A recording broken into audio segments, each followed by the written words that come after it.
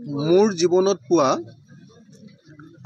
আটাইতকৈ জনগণৰ পক্ষত থকা, আটাইতকৈ জনগণৰ লগত মিলি থকা, আটাইতকৈ জনগণৰ বিপদৰ সময়ত থকা, মোৰ জীৱনত পোৱা আটাইতকৈ জনগণৰ ক্লজেষ্ট মানুহজন শিল্পীজন হ'ল ৰাজীৱ ভটিয়া।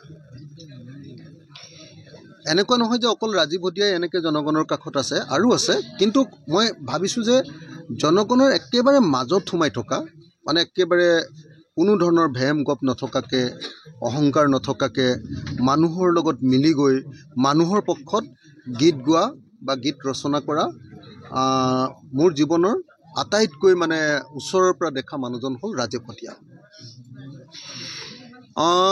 ৰাজীৱ জনতাৰ শিল্পী আছিলে, ৰাজীৱ গণশিল্পী আছিলে, আৰু মই বেলেগ একোৱে ক'ব নালাগে। আপোনালোকে ঘৰখন চালে, ৰাজীৱৰ ঘৰখন চালে দেখিব যে অন্য শিল্পীবিলাকৰ লগত ৰাজীৱৰ কি পাৰ্থক্য আছে। গতিকে আপোনালোকে সকলোৱে দেখিলেই গম পাব। আপোনালোকে সকলোৱে জানে যে অসমৰ ইতিহাসৰ আটাইতকৈ ডাঙৰ সংকট অসমীয়া জাতিটোৰ প্ৰতি আহিছিলে কা আন্দোলনৰ সময়ত। 2014 চনত যেতিয়া বিজেপিয়ে চৰকাৰ কৰিছিলে, তাৰ পাছতেই গোটেই ভাৰতবৰ্ষলৈ এটা অন্ধকাৰ জগত নামি আহিছিলে, ফেচিবাদ বুলি যাক কয়।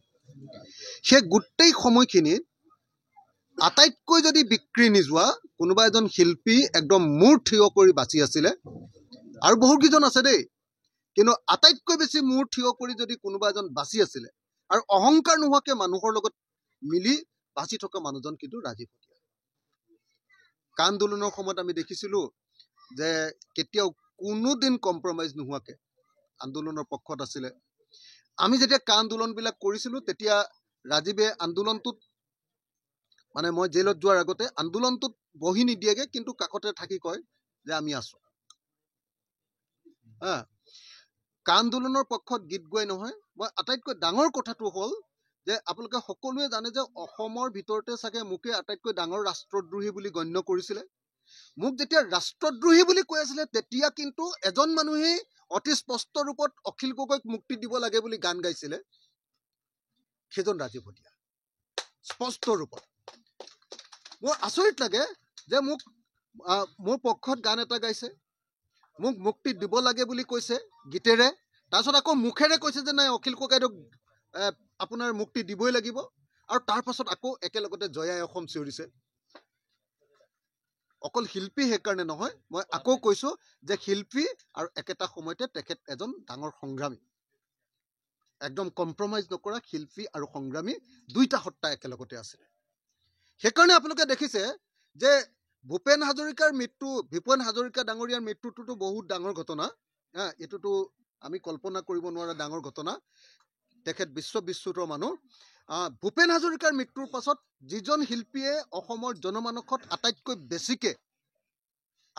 বেছিকৈ জোকাৰি গৈছে, সেইজন হ'ল আজি আমাৰ ৰাজীৱ ভটিয়া। যেতিয়া আমাৰ পক্ষত কোনেও গীত গাবলৈ সাহস কৰা নাছিলে, মোকতো ৰাষ্ট্ৰদ্ৰোহী বুলি জেলত ভৰাই থৈছিলে, সেই সময়খিনিত আমাৰ পক্ষত ডাইৰেক্টলি ৰাইজৰ দলৰ পক্ষত গীত গাইছিলে। আৰু আপোনালোকে নিজে দেখিছে, মই নিজে সেইকাৰণে সেই গীতটো এতিয়া ফেচবুকত দিও দিছিলোঁ।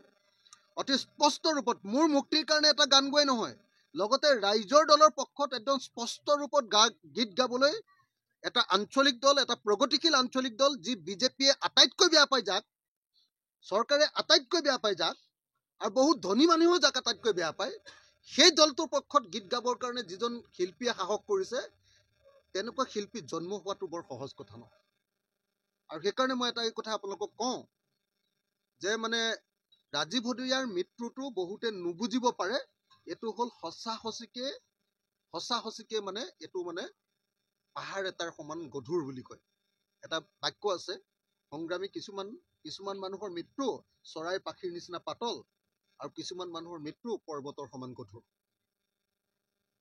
মই ভাবোঁ যে অসমীয়া জাতিৰ কাৰণে ৰাজীৱ ভটিয়াৰ মৃত্যু পৰ্বতৰ সমান গধুৰ এটা ঘটনা, আটাইতকৈ জাতীয় জীৱনৰ এই সময়ৰ আটাইতকৈ গুৰুত্বপূৰ্ণ এটা ঘটনা। আৰু সেইকাৰণে আমি আটাইয়ে মিলি, অকল মুখেৰে ক'লে নহ'ব, অকণমান মৃত্যু হোৱাৰ সময়ত হোৱা আৱেগিক পৰিৱেশত ক'লে নহ'ব। আমি আটাইয়ে মিলি আৰু এজন ৰাজীৱ হদিয়াক উলিয়াবৰ কাৰণে ৰাজীৱ হদিয়াৰ ল'ৰাটোৰ দায়িত্ব আমি সকলোৱে ল'ব লাগিব। পৰিয়ালটোৰ দায়িত্ব, মাক দেউতাকৰ দায়িত্ব আমি ল'ব লাগিব। সকলোৱে মিলি আমি পৰিয়ালটোক বচাব লাগিব। আৰু মোৰ আটাইতকৈ ভাল লাগিছে মোৰ ভনীজনী, মোৰ ভনীজনী ৰাজীৱ হদিয়াৰ মানুহজনী, তাই মানে একদম স্পষ্টকৈ মই অহাৰ লগে লগে কৈছে যে ৰাজীৱ মোৰ কমৰেড আছিল, ৰাজীৱ মোৰ সংগ্ৰামী সতীৰ্থ আছিল। গতিকে মই তাৰ মৃত্যুত দুখ নকৰোঁ। মই আছো তাৰ স্মৃতি ৰক্ষা কৰিবৰ কাৰণে। গতিকে এজনী সাহসী ছোৱালী, ৰাজীৱৰ পত্নী, আৰু ৰাজীৱৰ ল'ৰাটোক সিটো একেবাৰে বুজিব পৰা হোৱা নাই। আমি সকলোৱে মিলি ৰাজীৱৰ পৰিয়ালটোক, দেউতাক, মাক, আপোনাৰ ৰাজীৱৰ পত্নী, ৰাজীৱৰ ল'ৰাক আমি সকলোৱে চাম। মই আজিৰ দিনটোত বেছি একো কৰিব পৰা নাই। আজিৰ দিনটোত কাজিৰঙা অৰ্কিড পাৰ্কৰ পৰা আমি 1 লাখ টকাৰ এখন চেক দিছোঁ। মই মোৰ দৰমহাৰ পৰা 1 লাখ টকা এটা দিছোঁ। আৰু শ্ৰাদ্ধটোৰ যিবিলাক খা খৰচ হয় আমি যিমানখিনি পাৰোঁ গোটেইখিনি কৰিবলৈ চেষ্টা কৰিম। আৰু তাৰ পাছত মই কথাটো পাতি লওঁ। খালি বিভিন্নজনে বিভিন্ন কথা কৈ আছে। মই এই দায়িত্বটো আৰু ল'ৰাটোৰ দায়িত্বটো মই ইচ্ছা কৰিম যে বেলেগে দায়িত্বটো লোৱাতকৈ মোক যদি দায়িত্বটো দিয়ে মই ভালকৈ বেছিকৈ পালন কৰিব পাৰিম।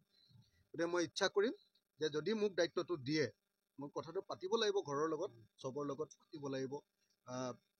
এই শহুৱেক শাহুৱেকৰ লগত যেনেকৈ পাতিব লাগিব তেনেকৈ মাক দেউতাকৰ লগতো পাতিব লাগিব। ভালকৈ পাতি লওঁ। যদি মই মানে প্ৰথম এটা কথা কৈ ল'ব খুজিছোঁ, চৰকাৰ এতিয়াতো মই বিৰোধী বিধায়ক, আজিৰ দিনটোত মই চৰকাৰী চাকৰি দিব নোৱাৰোঁ। কিন্তু মই প্ৰথম কথাটো কৈ লৈছোঁ যে মই নিজে চৰকাৰী চাকৰি হওক বা নহওক তাইৰ মুঠতে দায়িত্বটো ল'ম আৰু তাইৰ ল'ৰাটোৰ দায়িত্বটো ল'ম। এইটো মই মোৰ পিনৰ পৰা কৈ লৈছোঁ। যি খা খৰচ হয়, যি কৰিব লাগে সমস্ত কৰিবৰ কাৰণে মই দায়িত্বটো ল'ম। কিন্তু কথাটো মই দায়িত্বটো ল'ম মানে পৰিয়ালে যদি দিয়ে দেই। দ্বিতীয় কথাটো মই অসমৰ মুখ্যমন্ত্ৰী ডাঙৰীয়াক আহ্বান জনাম যে অসমৰ মুখ্যমন্ত্ৰী ডাঙৰীয়াই আচলতে এতিয়ালৈকে তেখেত আহিব লাগিছিলে। মই আহিব বুলিয়ে আশা কৰি আছিলোঁ, এতিয়ালৈকে অহা নাই। অসমৰ মুখ্যমন্ত্ৰী ডাঙৰীয়াই আমাৰ ৰাজীৱ হদিয়াৰ ঘৰলৈ আহক আৰু ৰাজীৱ হদিয়াৰ পৰিয়াল, ৰাজীৱ হদিয়াৰ পত্নী, মোৰ ভনীজনীৰ কাৰণে এটা চৰকাৰী চাকৰি দিয়াৰ ব্যৱস্থা কৰক। মই নিজে গৈ এখন এপ্লিকেশ্যন তেখেতক দিম আৰু মই যিমান পাৰি চেষ্টা কৰিম চৰকাৰী এটা চাকৰি দিবৰ কাৰণে। আৰু দেখা যাওক, যদি এই চৰকাৰ দিনত দিব নোৱাৰোঁ, ভৱিষ্যতে চৰকাৰী চাকৰি এটা দিম, ডেফিনেটলি দিব পাৰিম বুলি মই ভাবোঁ। দেখা যাব, সেইটো চেষ্টা কৰি থাকিম। কিন্তু এই মুহূৰ্তত যেতিয়ালৈকে চৰকাৰী চাকৰি এটাৰ ব্যৱস্থা নহ'ব তেতিয়ালৈকে মই নিজে দায়িত্ব ল'ম। আৰু বেলেগে যদি কোনোবাই দায়িত্ব লয় তেতিয়াহ'লে বেলেগ কথাখিনি পাতি ল'ব লাগিব। কিন্তু যদি মোক পৰিয়ালে দায়িত্ব দিয়ে মই ভালকৈ দায়িত্বটো পালন কৰিব পাৰিম। ধন্যবাদ। ঠিক আছে।